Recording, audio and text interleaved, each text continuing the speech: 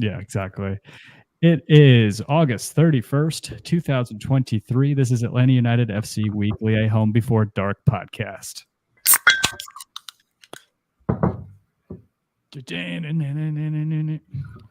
How's it going, boys? Great, Tim. How are you? Happy birthday, Tim. Oh my Thank you. gosh. It was yesterday, but it's fine. How old are you?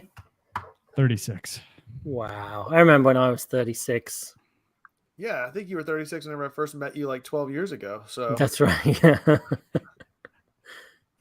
Oh, man. I am Tim Herb. As always, I'm joined by my lovely co-host, Mr. Kevin Bradley, over to the other side of the screen from me, and Mr. Dan James on the bottom of the screen. We are back in action for episode 206 of Atlanta United FC Weekly. Thank you, Richard Gordon in the trap. Seems to be the only one chiming in at the moment. show for one tonight, guys. Yeah, an audience what happens of when one. we take a month off? You get what Flow Rida used to refer to as a private show. Yeah. So it's What are you guys sipping on tonight? Lemon LaCroix. Oh, I started an infinity bottle. So about time. What does that mean? I had a lot of bottles with like an inch left, so I just poured them all in one big bottle. Yeah. But like interesting. Really thought about it and crafted it together, thinking about the flavor profiles and how much does this give me and how much does that give me. But really, I just poured them all into one. The combination of the mash bill and age statements and everything else, it's important. Mm-hmm. Yeah. Got to get the right balance. Absolutely. Yeah, it sounds like it. What about you, Kevin? What? I already said LaCroix. Oh, you did say LaCroix. I do. What do you got? Lemon. Oh, I've got that beach plum. Dude, that box set from Costco is where it's at, man. Yeah, it was only like $6.70 or something like that. We picked up raspberry and we got it's all dessert LaCroix. Oh, is that the isn't a hibiscus in there too? No, that was the previous. Been purged, which is why this is the best. Yeah. Oh, I like the hibiscus. Oh my god, what is wrong with you? I don't know. I like that. I like the hibiscus too. It's good. All right, great show, guys. Thanks so much. Yeah. It's good. It's definitely good to be back. It's unfortunate we're recording tonight after the loss last night versus Monday after. I don't know, man. Is it really that bad to be recording tonight? I mean, I'll take that loss considering the run of form over the past couple of games. I mean, even with the loss and the way that it transpired, like Acosta's goal was top notch, and it really just came down to getting caught off guard, thinking that we were going to have a sub, which with Almada didn't happen. They just got stunned. Cincinnati was just ready to pounce, and they capitalized, but it wasn't, it's not like Atlanta was beat outright over the course of that match, and they've been playing lights out with these new additions. So I'm good. I'm good with that, Yeah, I agree with you, Kev. We've got to take this result on the balance of the past 3 games, and beating Seattle 2-0, beating Nashville 4-0. I mean, it's unfortunate because even like Caleb Wiley played a great game last night, but like on the Vasquez goal, he just got being on the wrong side of him. So things are looking up. I mean, I thought it was too good to be true that we would end up beating Cincinnati, but I thought, we gave as good as it got, but they really are a top. Oh yeah. Class team. I mean, and Luciano Acosta I feel like he's been just so underrated his entire time that we have been in MLS. And I'm quite excited for him to join the U.S. men's national team when he does. Oh, absolutely. It's going to be great. Yeah. I think he's chomping at the bit to get on the roster too. Yeah. I was just messing around like last night. And I was talking about that with the work friend today. Is like, we just looked a little lackadaisical towards the end. And honestly, like to be in a position where we could have kept points, let alone get 3 points, that against the best team in MLS with your 2 best players playing their probably worst games of the season, right? Mm-hmm. I think it's pretty positive, especially the signs that you see from, we didn't see Saba a whole lot, but the signs like seeing Sean De Silva looked great. That obviously the link up play to get Edwin Mosquera that ball to roof into the net. Mayumba looked great. Yeah. I think Mayumba's been fantastic. Man, Sean De Silva is, my gosh. Diamond in the rough, right? a very, very welcome sight in this. And he got kind of robbed on his goal too. I mean, that could have easily been a 2-2 game. Oh yeah. Because what was it? Who was falling into Giakoumakis? It was Giakoumakis. Yeah. But it was a hell of a strike. Like to see that. He's a welcome sight to me because I feel like he is such. You get the same sort of. I feel like you get the same technical aspects that you had from Araujo, but you end up with like a more physical player who is getting in the box a lot. Yeah. I don't know. It seems like to me that, like I said, we haven't seen Saba a whole lot, but him, Almada, and Xande Silva together, they look like they've been playing together for a while already. Yeah. It's been kind of weird how easily these guys have fit straight in. I mean, probably just absolutely bailing out of the Leagues Cup was probably the best thing that ever happened to this squad. Yeah. So we could get guys together. A third of the lineup has been rotated over the past month, basically, with Mayumba, Mosquera, Silva, Saba. I mean, that's a huge rotation in the lineup that looks like they've been playing together all season already. Yeah. No, 100%. We've been kind of looking for a player like Tito was just a guy that can get assists and goals. And Silva's been doing that, and he's played, 3 games?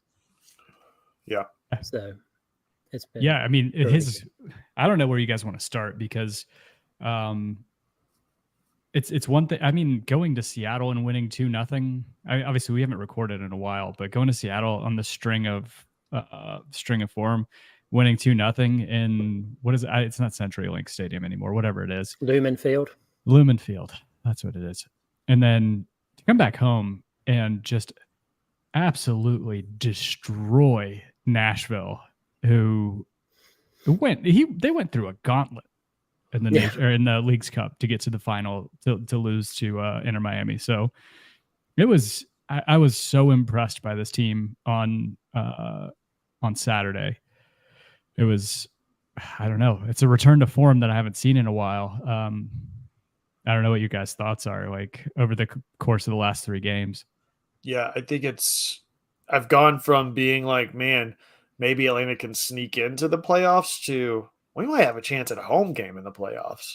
And I'm really looking forward to coming down the stretch because it's like, we talked about this a couple weeks ago, or I guess it's been a month ago whenever we recorded. It's like, we're going to have a really good litmus test for what this team is made of whenever we get to the playoffs between 2 matchups against Cincinnati, a matchup against Nashville. We've got a rematch against Miami. Like we've got with 7 games left, if you count the past 3 in the last 10 games of the season, there's some marquee matchups in there that if Atlanta can really come out on top of those, I think they got a really good chance at making a run at things in the postseason.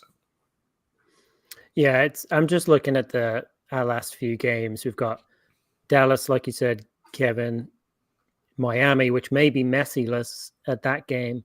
Then DC United, Montreal, Philadelphia, Columbus, who have been very good. Yep. And then finishing off the season in Cincinnati again. So, I mean, they could potentially have Supporter Shield locked up by then. I imagine they will. They're 10 points clear of St. Louis right now, and St. Louis is having a pretty damn good season, and 11 points clear of who's in second in the East? New England, yeah. So I feel like we've got a tough amount of games, but if we can get through this with, man, I don't know, winning 50% of them, I feel like we're in a really good spot. Yeah, I completely agree. We could have been in 3rd place if we won last night. I know. Let's just let that sink in. Yeah, that's wild. Yeah, but it's like it's weird. Don't we have a game in hand on everybody else? We have at least one. Yeah, we have 2 on Philly, 2 on New England, 1 on Cincy, 1 on Orlando. Yeah. So that just in my mind, that gives me less. I feel like we have less credibility when we've got more games played, when other teams have games in hand on us. Yeah. That's just my anxiety though. No, it makes sense. I think it's certainly a positive trajectory for the remainder of the season, at least. I'm not like, I think there's some excitement around watching the team too. Just because it is exciting to watch them kind of get these last couple of results. Even in a loss, they looked really on top of the ball and looked like they were in control of that match by and large. And that's not something we had seen the last, month or so up until the break. So it's good to see that sort of turning over a new leaf going down the stretch for sure. Yeah, it's been really good. Like we seem proactive with the ball now and more confident. And you look at the momentum chart on who scored for the game last night, and it's all Atlanta up until the last 10 minutes, 20 minutes or so, and when they got their goals. And then they played a really good game. They know when to sit, they know when to just let Atlanta try and do their thing, and they can absorb all that pressure and then apply it themselves extremely effectively. I'm also excited for Cincinnati, man. Kevin Egan mentioned it during the broadcast, like 3 years in the dumps, like bottom of the table, to now most likely getting the Supporters Shield this season. Like, good for them. Like, that's awesome. Yeah, incredible achievement. They're 12-0-1 at home. Jeez. That's awesome. Yeah, that's crazy impressive. One thing I want to chime in, like we scored, what have we scored? 7 goals in the past 3 matches. Yeah. But we've scored all season. How about the fact that we've given up only 2 goals in those 3 games against a team? Well, Nashville's not a very high-scoring team. Cincinnati is a high-scoring team. Where does Seattle rank in there? I guess they're not super high-scoring, but still, like for a defense that's been pretty porous the entire season, to see that has been a nice turn of events as well. I've been pretty impressed by the partnership of Miles Robinson and Abram back there. I felt like they played pretty. All things considered, Lucho Costa doesn't score that absolute ridiculous goal last night. That was so classy, man. The flick on, the little touch header down, the one touch shot, like just that entire run of play was just phenomenal. Yeah, he plays his best games against us. He really does. He's such a fantastic player. I really like him. When we first came into the league and we were playing him against DC, and he would just torch us, and then they would just capitulate against every other team in the league. It's been really. I'm glad for him that he's got to where he needs to be. I think was it when he came back from Atlas, and came back into MLS, that he's really kind of cemented his place. But he's always been like the guy to build around. Right. I forgot he had that spell at Atlas, because he was rumored to go to PSG. I think he missed deadline day, right? Yeah, he missed a season or something like that. I think it was deadline day. They messed up the paperwork or didn't get it in time. He was supposed to go play for a big club. Ended up at Atlas for a year, and then it's absolutely been the talisman up there, right? For Cincinnati during their kind of, I don't know, renaissance. Can you call it a renaissance if they were never really good beforehand? They're coming of age. Coming of age, yeah. Yeah, I think that's a better way of putting it. I have been, I don't know. I tend to be fairly positive. But this is the best I've felt about this team in a long time. Agreed. Yeah, absolutely. And what's interesting to me is 2 things. Garth said he says hopefully just one more painful transfer window coming, which you would imagine is going to be in the winter, and maybe that's when they get rid of Ibarra for good, maybe, and Sosa goes, and something along the lines of that. And maybe they have to, I was going to say maybe they have to have a conversation with Brad, but I can't see Brad going anywhere. He's been really good for us. Yeah. That save last night, dude. I guess there were a couple. That one was That was shielded. Just he had to get outside on. I guess it would be his left to dive over to deflect it out. Yeah, that was fantastic. Right. Yeah. So it's going to be really interesting to see if these guys have been able to slot in as well. And then it's obvious we're like looking for guys who are more fit for the system rather than just, accidentally pressing buy on Edwin Mosquera and some other players like that. But it should be, it's going to be an interesting off season for this team and seeing how we come back. But I mean, these signings have really made me hope. It's given me more hope for this team. I was very kind of down. Boca in? Is that what you said? Yeah, Boca in. So, well, the other thing I was thinking about was how good's Tristan Mayumba been? Dude, aside from him passing the ball to the other team in our third, he's been very good. I think he's done that twice. Yes, in consecutive matches. He did it to Hani Mukhtar, and then last night, I think he give it to Kubo last night? He gave it to somebody last night. He had a couple of dangerous passes back to Brad that could have gone the wrong way. Even Kevin on the broadcast was like, "Woo, that was a bold choice." Yeah, but I mean, he's Franco been the missing Ibarra's piece. Had some terrible giveaways as well. I remember him heading it out close to the 18-yard box, and people have been converting from those. Right. I mean, don't get me wrong. I love Franco Ibarra, but he's much younger. He's not the finished product yet, and I'm not sure if that's how much more patience the front office with Garth coming in and wanting guys who are good now and not projects. Yeah. So I don't know if you put it all into context. Yes, we all think it was badly handled, but probably the Ibarra move for Mayumba was a good one. I think so at this point. I mean, it's very small sample size. I think it's been 4 matches now, but overall, just his ability to maintain and distribute in possession in the midfield has been great. I mean, he's the Nagby replacement, right? That's what you said. No, I just said it. I don't care. So, like I said, he's had a couple boneheaded plays, but for the most part, I feel like watching him, he seems very comfortable, has very good close control on the ball, has really good vision too, and is able to anticipate where people are going. I think he's been the signing that we've been looking for. Like, it's great. Xande Silva is great. Saba is great in small sample size that we've had him, but we were scoring goals before they got here. Tristan Mayumba's helping stem the tide of the flow going back to our back line, and I think that's helped a lot. And also being able to control the ball a little more, and be able to handle possession. What has our possession been like the past 3 matches? I know it was like 53, I think, or 54 last night, if I'm not mistaken. 58%. Oh, wow, I didn't realize it got that high. Jeez. Mm-hmm. Yeah, I just wanted to take a small sample. Almada got robbed last night too. I forgot about that. The free kick that he had that was just off the top left corner. Yeah.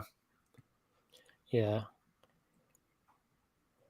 Yeah, the frustrating thing about last night was just, Cincinnati had 16 shots with 4 on target, and we only had 1 on target, which I guess was Mosquera's absolute rocket of a volley in there. Yeah. But how do they count that? They're not going to count Almada's as being on target, even though it literally hit the target? Well, I think I say if it's literally on the target. On target. It's literally on the target. Yeah. What do you say, Dan? Oh, I was thinking if it's hitting the woodwork, it's not on target. Like you've effectively missed. Yeah. But I guess you got to take that, because if it hits the post and goes in, then it is. Right, that's what I'm saying. Or like, what if the keeper has to make a diving save, but it was still going to hit the post or something like that? It's one of those weird things. I don't know how that kind of shakes out, but whatever. Yeah, I don't know either. That is kind of ridiculous. That doesn't count as a shot on goal. That's stupid. It was literally a direct shot on goal. So going back to Mosquera, I wanted to quote Kendrick Brock from our Slack chat last night. He said, if Mosquera was 10% better on his first touch and 10% better at delivering the ball into the box, he would be one of the most dangerous players in the league. It's true. Yeah. Like, I have no idea whenever he goes up the line to cross the ball in, I have no idea. Like, I expect it to either go to the right, completely slice it, or to get into the box. Like, I feel like there's no in between with him, but maybe that's what makes him exciting. Yeah, I feel like it's. I mean, he's got to produce. I know, and again, since him coming back, the sample size has been relatively small. But as soon as Saba gets to the level of fitness that he needs to be to go full 90, Mosquera's on the bench unless he shows us something, and he's not. I don't think. I honestly think the goal was a little fluky. It's not really changed my opinion of him now. If he shows that he has consistency with that, then that's a different story. But right now, it's kind of like he was just able to connect with it. I mean, he was totally alone. And the ball, it was right place, right time. He blasted that volley right at the keeper and just happened to get it with enough power, enough pace to slot it home. It wasn't some. Let's be honest, it wasn't the Acosta goal or something like that. Well, that was just one of the replays was directly behind him. Yeah. And he hit it, and it looked like he honestly sliced it because it pinged off to his left-hand side. And so it went totally against the momentum of where everyone was heading. And it looked great from the sidelines, but I don't know. I'm not convinced with him. Yeah. Did you see Dan's hands when he was gesturing? It looked like he was going like blurry. He's going KO. Whoa. Yeah, he's KO Ken 20. Yeah. I'm either got a migraine or I thought it was just that tired. I wasn't even gonna say anything. I thought it was just me. That's trippy. I'm Bing Bong from Inside Out. Oh, that's crazy. That's really trippy. Yeah, I don't think it. Hi. That's just me waving. Hi guys.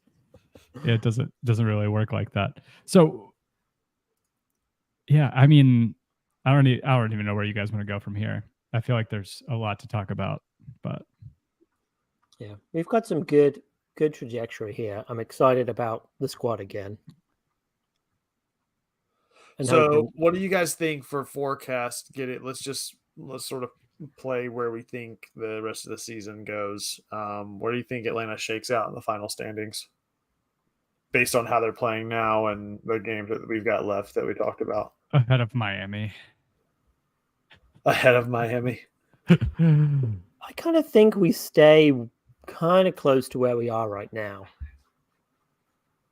I know we have the potential to take points off of teams in front of us, like I think Columbus and Philly, but I have a feeling those are going to be the games that we end up losing.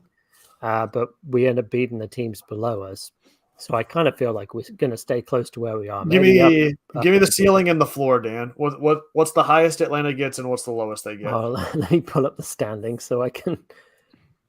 I'll go first. I have the standings on the screen, Dan. Oh, you do? Oh, sorry. I'm just in my own tabs. I think the ceiling for Atlanta probably is sneaking into fourth to get a home playoff match.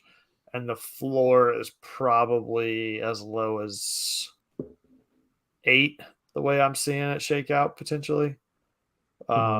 Nashville could leapfrog us, but Montreal being a couple matches behind essentially. So I'm thinking that 4 to 8 slide there's, but back to what you're saying, I think that realistically they probably finish somewhere in that like 5th or 6th. Yeah. I think if things go really badly, because Montreal, how many games has Montreal played, Tim? 26. 26, and we're on 27 or 28. Yeah. 27. Okay. 27. So Montreal could still steal points from us. So I could see the bottom. I mean, I could see the bottom being like 9th or something. Yeah. And then I'd say the ceiling, I agree with you, 4th, Kevin. I don't see us getting much higher than that, but I think we'll probably finish either 6th. I honestly think we could just finish where we are right now. Yeah. What say you guys in the trap, Richard and Nathan and Brandon and whoever the 4th lurker is? Lurker. I don't know, man. It's hard to tell. I need to take a look at schedules, but if I were to, I mean, I don't believe in Orlando. I do believe in Philly, though, and Philly has a game in hand on Orlando. So maybe the top is probably fourth, us jumping Orlando and New England, and Philly staying in like 2 and 3 respectively. You know, statistically, Miami has got a snowball's chance to get in.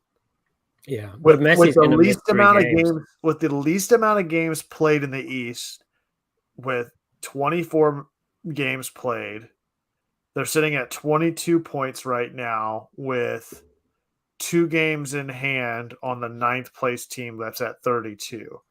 So let's just say that they win their 2 that they've got in hand. That would put them at 28, just 4 points behind 9th place, with what is that, 8 games left to play in the season. Like they could really make a go at this after Open Cup final. They've got a chance. If anybody does right now with how they've been playing in Leagues Cup and Open Cup, and with the introduction of Messi into that lineup, like they've got a fucking chance to get in, man.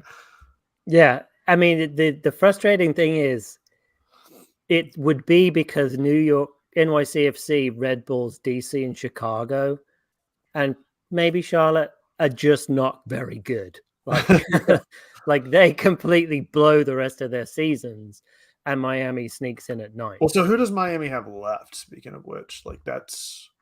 So one thing I was going to point out really quick is that we are probably likely going to be in the same spot we're at right now, because I know it sounds silly to say, but sorting by points per game, we're still in 6th with 27 games played.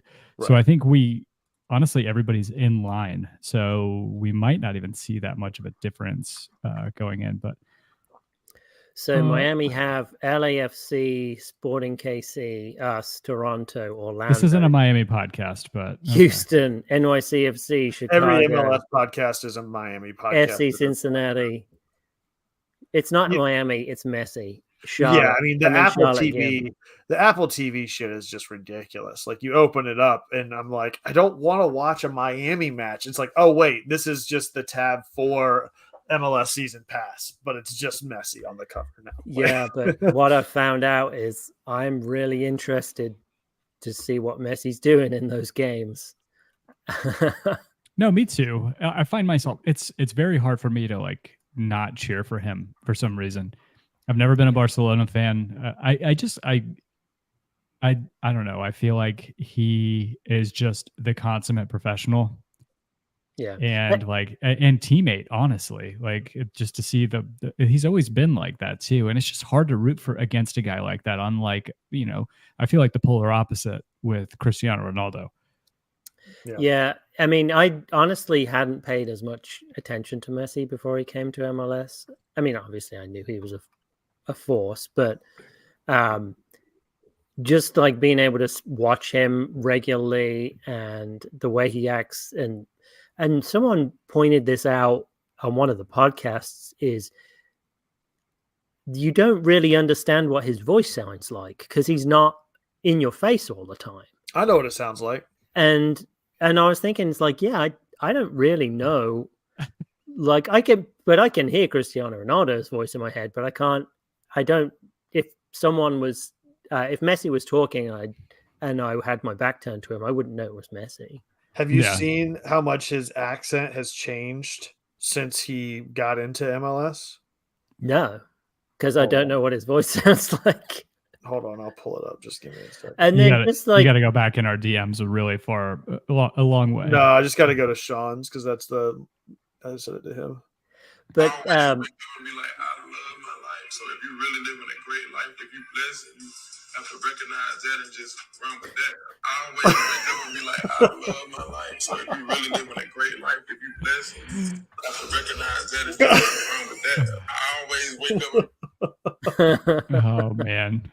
Oh wow. So to go through their schedule though, LAFC beats them, I think, at Bank of California Stadium or whatever it's called. I don't know, man. LAFC have kind of shut the bed recently. They're still in second place in the West. Yeah, but they had a good standing. Like their past few games, I don't think have been very good. What? Hold on. I feel like they waxed somebody recently. No, you're right. They lost to Charlotte, but before that, it was 4-0 against Colorado, 4-0 against RSL. Sounds like Dan's making an accusation like I did against Miami, going to a bunch of games in PK that was really just one game.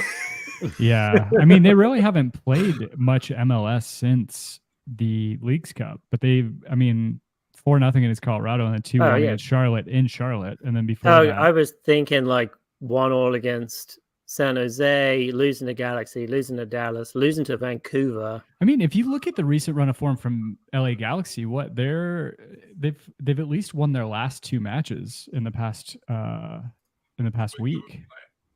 Mm-hmm. So I don't know. I think it's still difficult to go into LA and go play LAFC. Yeah, you're right. You're right.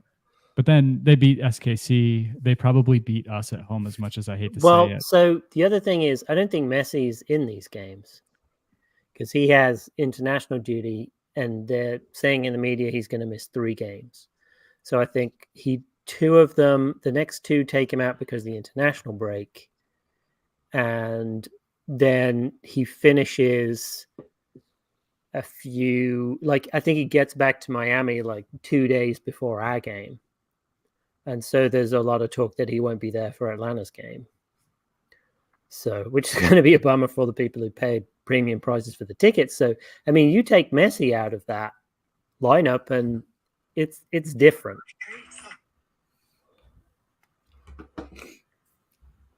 So I think with that, I think they're in too big of a hole to get back. I'm saying it's happening. I'm saying it's not happening. Saying it's happening. Yeah, I don't think it's happening either. Oh yeah, I wanted to look at it on the vault with 7 games left. I wanted to see. Do you have that with you? Yeah, it's on my phone. Oh, that's smart. Instead of keeping it on index cards in my office somewhere. Yeah, exactly.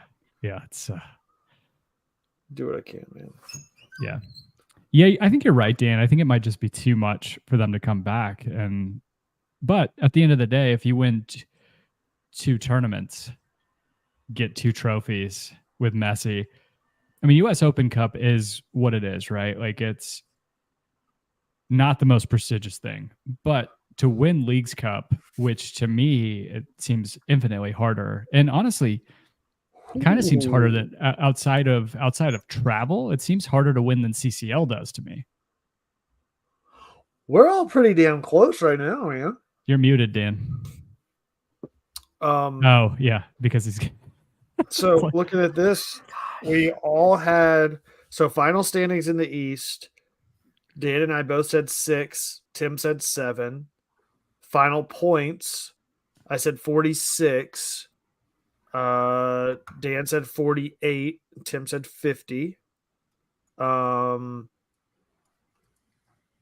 could see us reaching 50. That's 3 wins. Look, man, I've still got a long shot. I've got MLS Cup win Miami. Dan's got Philly and Tim had LAFC. Oh. The thing is, if they get into the playoffs, they're the favorites automatically for MLS. Miami? Yeah. Yeah. Well, as much as I've enjoyed the story of St. Louis, I still tend to think you get LAFC in the West in the playoffs, and they're going to march to the final. Yeah. So I think you're going to be dealing with LAFC on the West side of it. It's just a matter of who comes out on the East right now. Yeah. And then the other one was number of wins. Tim had 15, I had 16, Dan had 17. So we're all in striking distance of that. I mean, I don't think I am. With the long stretch, 6 Tim's more got to wins. win out basically to get his. Or no, I mean, Dan's got to win out to get his. Yeah, that's not happening. But yeah, I think we're all pretty close.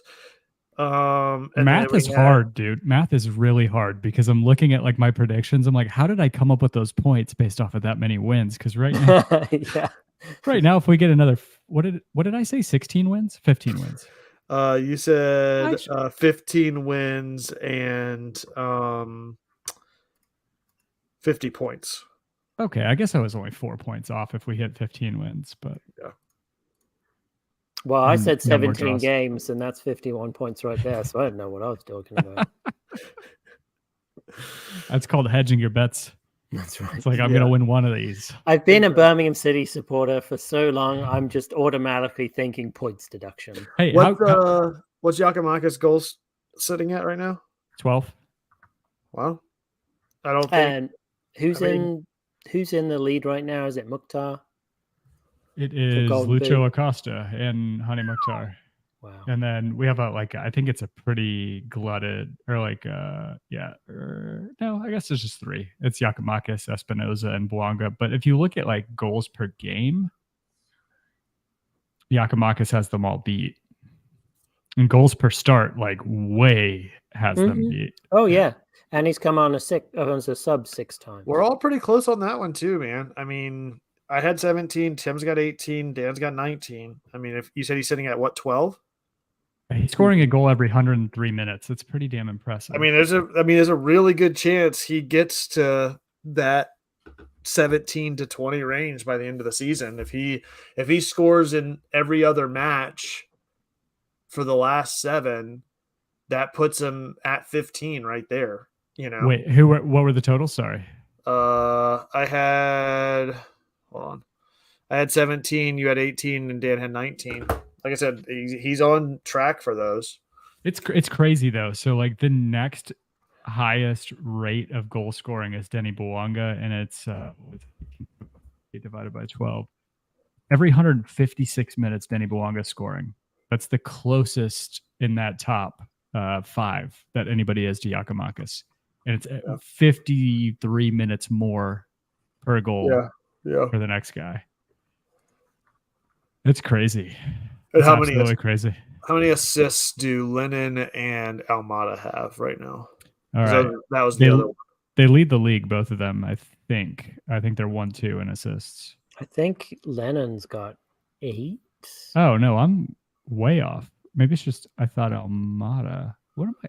So you guys both had Almada at 10 and 12, and I had Lennon at 11. So Almada's already at 13. Wow. So Kevin loses. No, I've got Brooks Lennon at 11. Oh, you mean for lead? I see what you're saying. Yeah. Yeah.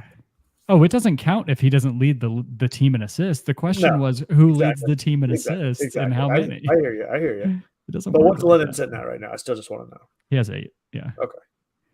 Oh, this is interesting. So if you pull up the Score app, they only count direct assists. They don't count the hockey assists like they do on MLS.com. Gotcha.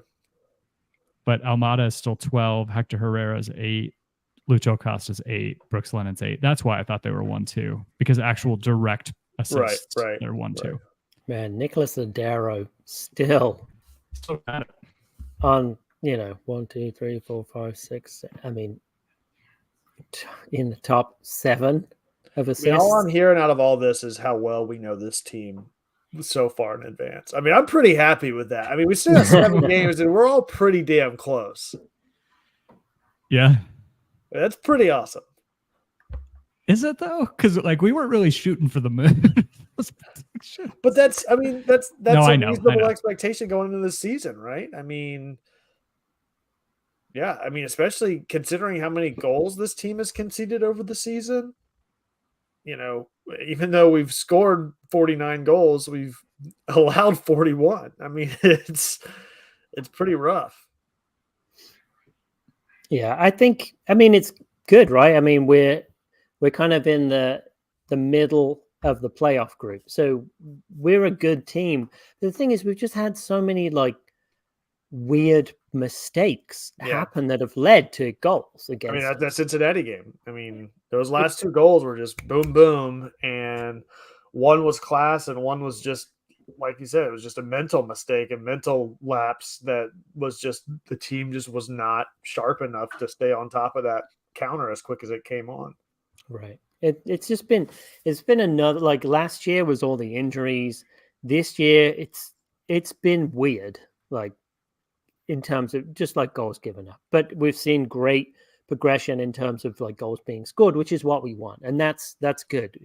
Right. I'd prefer to be in a position of scoring a ton of goals and conceding a ton of goals and trying to fix the problem of conceding rather than trying to fix the problem of trying to score goals. If that makes so what sense. you're saying is you'd rather lose 4-3 with exciting soccer than win 1-0 is what you're saying? No, I feel it's harder to score goals than to prevent them. Oh my gosh. I think we have already eclipsed. We have. Did you know we scored 48 goals in the 34 matches we played last season, and we have scored 49, I believe, this season. Yeah, with 7 matches still left. And our goal differential is finally like it's 8. We don't have Joseph up as the pawn up on the top end of the lineup. Speaking of which, how many? That was another prediction we had. How many goals he's sitting at right now? Probably like 3. I think he's more than that. I think Do he's you? like. I think so. I think it's like 6 or 8. So Dan said 8. Tim said 9. I took the high and said 12. I have to go to page 2 of stats, and maybe not even. No, there he is. He has 6. He has 6 goals. Oh, you guys are looking pretty good on that one. He's definitely not going to get to 12, especially not with Messi being there. Yeah. I don't know, man. Wait, can I count the PKs that he took in Leagues Cup and everything too? Do those count? Oh man. Yeah, just some of the names that are ahead of Joseph. Yeah, it's there really hasn't been like a crazy goal scorer this year. Because like in 2022,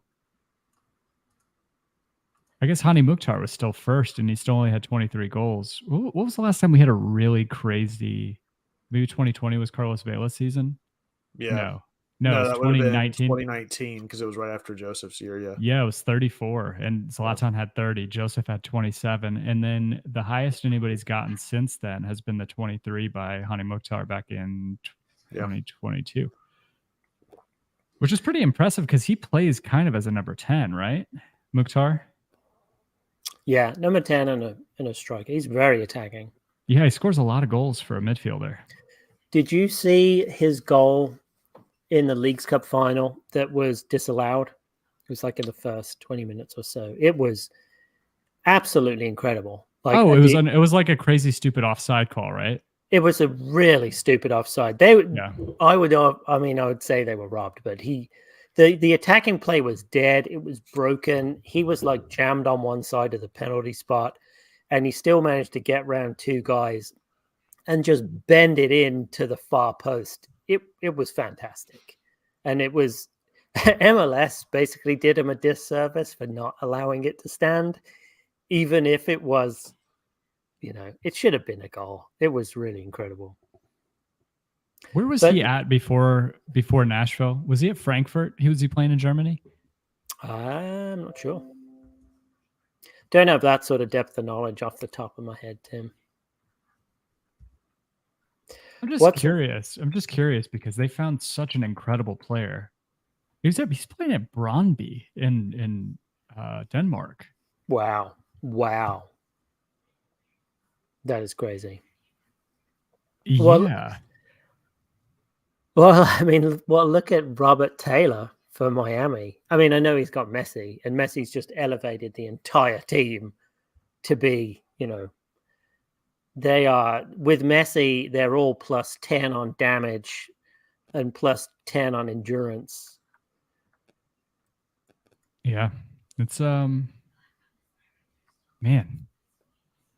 It's crazy. What's going to be really frustrating is next year when Miami has a whole full season with Messi and Busquets and Jordi Alba and their 3 U22s that they signed. It's going to be it's going to be rough going next year in the East. I wouldn't be surprised if they do the Open Cup, Leagues Cup, MLS Cup. The Quint? Yep. The first team to do it. The Quint. Treble. Oh, it's going to be more than that. They're not going to be because if they don't. If they don't win, so Leagues Cup, they get a Champions League playoff, don't And it's they? not called Champions League anymore, right? What is it called? Champions Cup or something like that. Champions Cup, I don't know. So that's 4, right? Is there a 5th I'm missing? Yeah, this is the Champions Cup. So League Cup, Leagues Cup, Open Cup, MLS Cup, and CONCACAF. Supporter Shield. Supporter Shield, yes. And then I guess you could no, we don't have a preseason. What about Club World Cup? What about Club World Cup? That would be the following season, I guess. I would be fine for him to do all that, because surely when he's done all that, he's gonna retire. Or be like, what else can I do here? And we'll all just move on. Yeah, I like that. I like that plan a lot. Because I mean, I love having Messi in this league. I really do. I mean, it's the exposure that the league's gotten. It's been crazy, and he's awesome to watch. I never realized, this is a ridiculous statement, but I never realized just how good he was. But it's been fantastic to watch, and I'd like for him to be around kind of longer so I could watch more of it. But when he's playing my team, I'm like, fucking go someone break his legs, like fucking get on him. Instead of Santiago Sosa, just watching him. Yeah, let's just Sosa sacrifice a guy to just take him out. Hey, speaking of, has Sosa played since then? I don't think so. He shouldn't have. I mean, what he did just star watching with Messi. I mean, Matt was obviously the highlight of career and probably the last highlight of his career. Like, even they did in Atlanta United, like these B-reel stuff that they'll do. His screensaver on his phone is him and Messi together. It's like, come on. Yeah. It's a little ridiculous. But hey, I mean, I actually am finding myself digging Matheus Rossetto on the field with Muyumba. Yeah. I feel like Muyumba's kind of freed him up to do a little bit more probing. It's been kind of nice. I think they'll, unless they can get Rossetto on a lower contract, I think they'll give him the boot. Yeah. Well, you're talking about potentially 4 DPs next year, right? And then a salary cap increase. Is that the the rumor? Yeah, I think they have to redo the CBA at that point, but I mean, that's fine. They redo the CBA. Yeah. So, I mean, you've got to. The only annoying thing is Miami's going to be allowed to be privy to those rules also. So, what do we do? Yeah, how many more aging stars from Barcelona are going to be able to just come over and take TAM deals or take small deals to just come play with Messi? Yeah. Who do they still have left?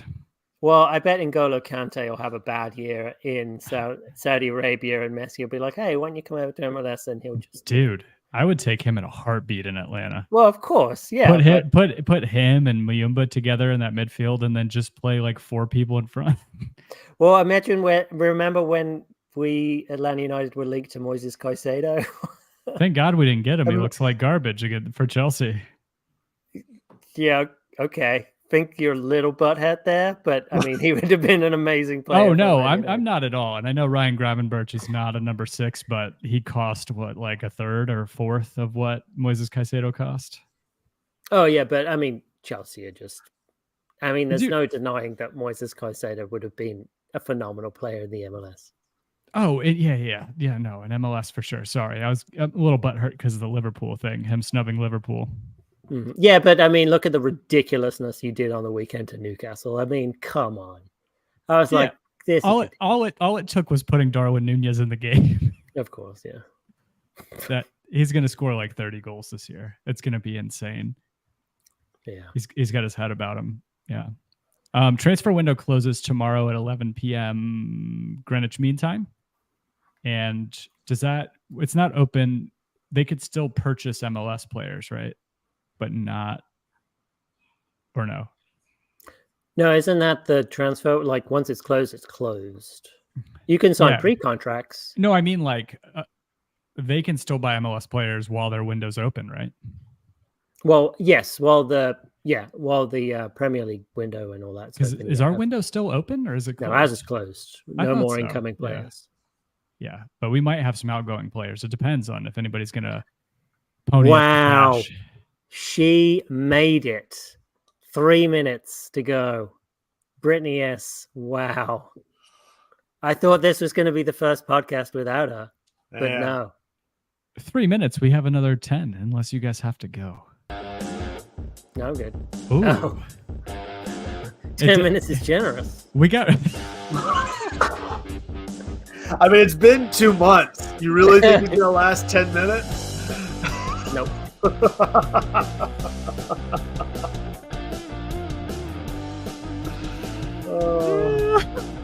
What you got for us, Dan? Not much, obviously. I kind of want to talk about FC Dallas because if you watch the FC Dallas Miami game, they essentially just beat themselves. They scored an own goal, like a weird own goal, like an own goal, like you were. It was like the guy, I think it was Farfan, was actually gambling on the game for his team to lose. It was that much of a weird goal. And Jesus Ferreira was one-on-one with the keeper and managed to scuff it. And Alan Velasco was on Busquets the whole time. And it wasn't until the 70th minute when he got subbed off and it was 4-2 Dallas that Miami actually came back to win the game. So there's a lot of faith in Dallas. Let me just pull up my little notes here. So past 5 games, they lost 1-0 to DC, lost to Colorado Rapids 2-1, lost to the Sounders, and beat Austin 1-0. So I guess those other games were not Leagues Cup.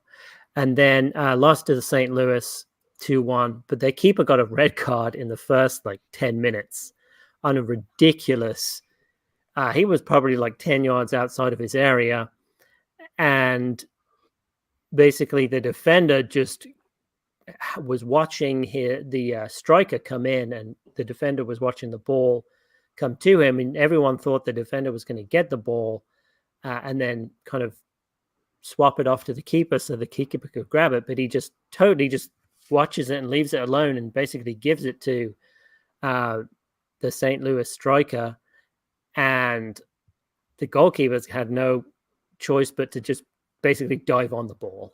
So he got a red card, and so he's going to miss our game, and so we'll be playing them against a backup keeper.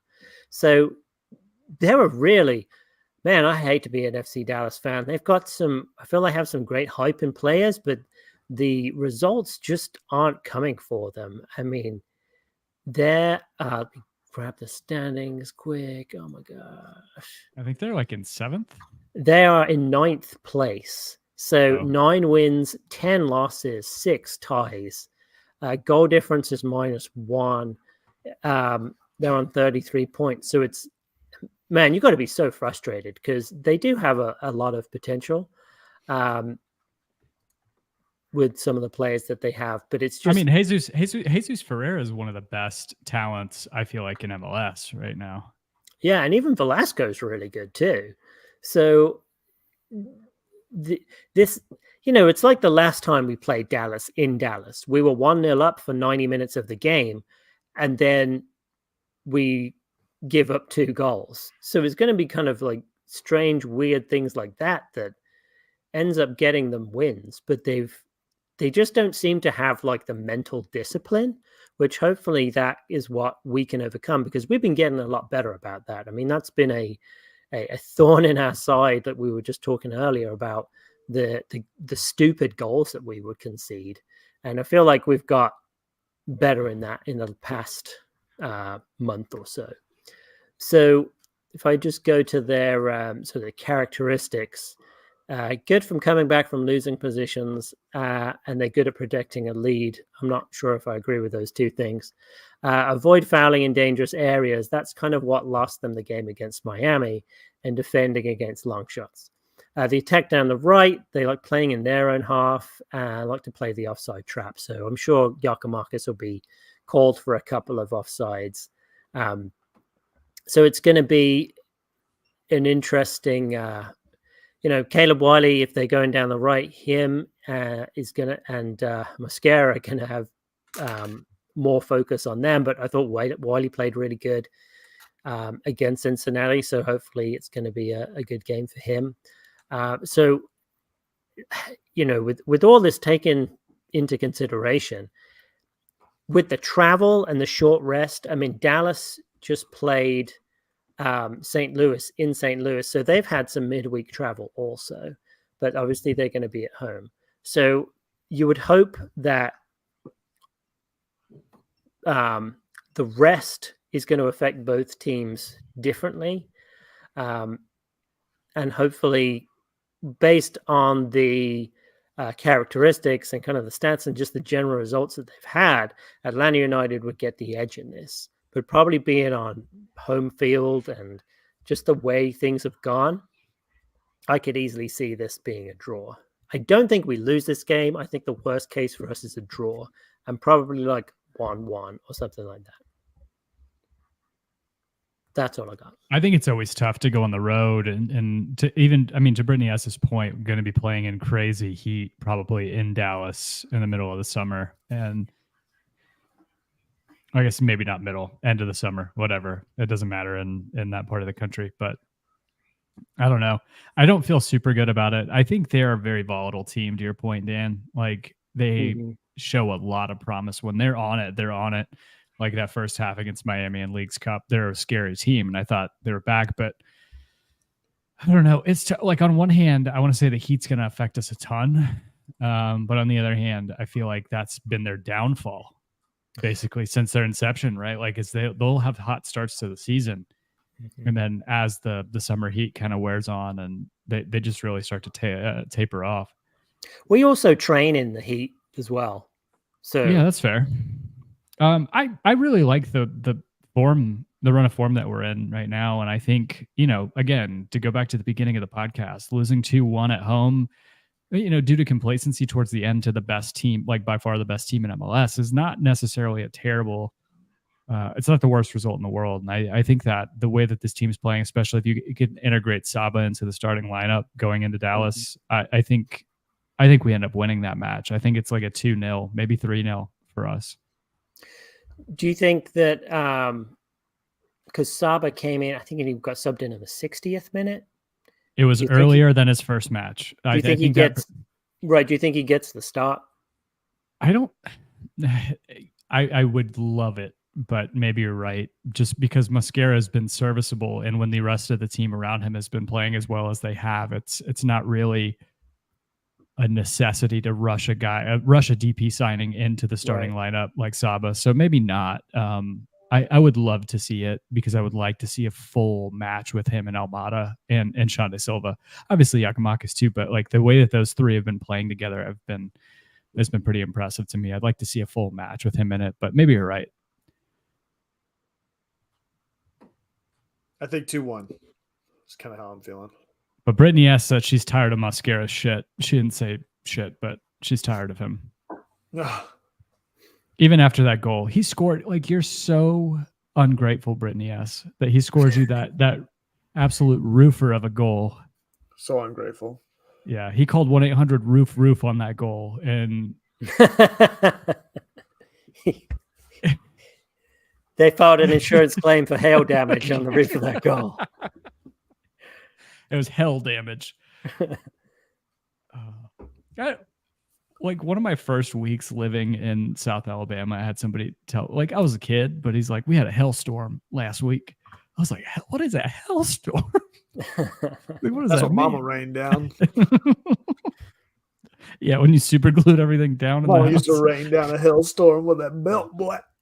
Yeah. That's what happens. Brittany S can replay this pod tomorrow, but the goal was amazing. But yes, we agree. Richard Gordon says 3-0 Atlanta. I like it. What'd you say, Kevin? 2-0? 2-1 Atlanta. And Dan, you're saying 1-1? Yeah. I don't like it. I got one of these guys yesterday. A Yeti? Yeti. Is that a Rambler. navy blue one? Yeah. Or it's I've got that one. It's like the dark blue. Yeah. I have this. I got a 36-ounce one too, the tall guy. One of these? Yeah. I got one of those, the exact one. Got a Stanley Cup too. Beautiful. Stanley Cup? Yeah. My wife and kid have won the Stanley Cup.